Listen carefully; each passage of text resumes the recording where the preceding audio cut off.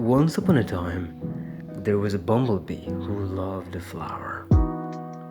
This was not so unusual, as bees often fall in love with flowers in their gardens. But what was so unusual was that this bee was in love with a rose.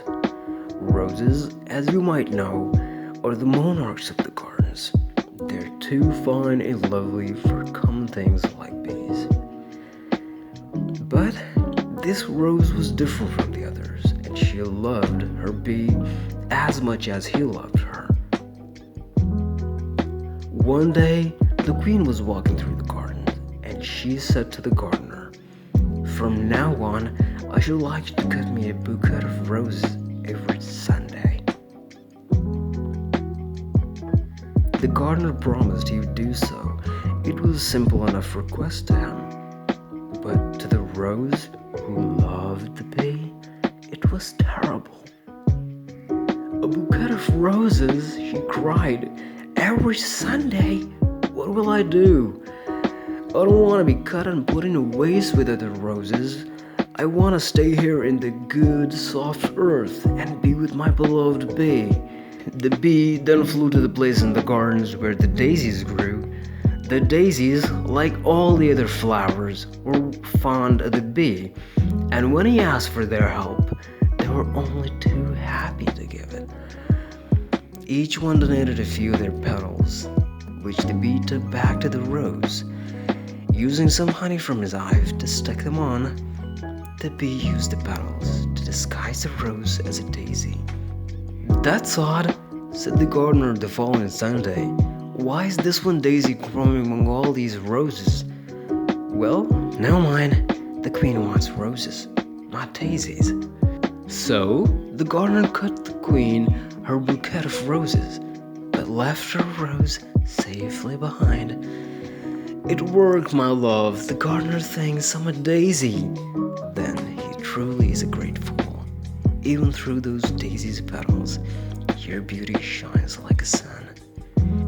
For many weeks the trick worked, and while her sisters were too honored to be cut and used to decorate royal's breakfast nook, our dear Rose stayed behind with her disguised petals and her true love, the brave and clever bee. But as time went by, the petals started to fall off, one by one. Soon they'll fall off altogether, and the gardener will see that she was really a rose.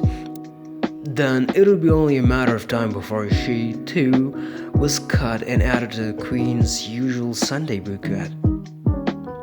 "Why do you cry, my love?" said the bee. "Look," said the rose, "my disguise has fallen apart, and you can't keep me dressing up as a daisy forever. It's hopeless, my love." "Nothing is hopeless where there's love," said the bee, and before the startled eyes of the rose, the bee transformed into a beautiful fairy. "I am sorry to deceive you," said the bee. "I only meant to turn into a bee for a short time, but then I met you, a rose, the most beautiful, fragrant, and elegant flower in the gardens. And yet you fell in love with a lovely bee. You truly have a good heart, beloved. And because of that, I will grant you any wish you desire. Then I wish you'd make me a daisy, a real one. Then I can stay here in the gardens, surrounded by my sister flowers, and the gardens will never have to cut me for Queen's bouquet. Are you sure? It'll mean giving up your life as a rose. I would rather be a daisy, if it means I can be free and happy, and if it means you will stay with me. Always," said the fairy. And the rose did become a daisy. She lived among other daisies in the royal garden, and the fairy turned back into a bee so that they could live together as they were before.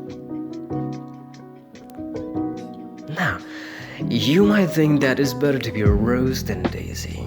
You might also think that, given the chance, you'd rather be a fairy than a bee. But I think if you really thought about it, you'd realize that the one thing you want to be the most of all is happy.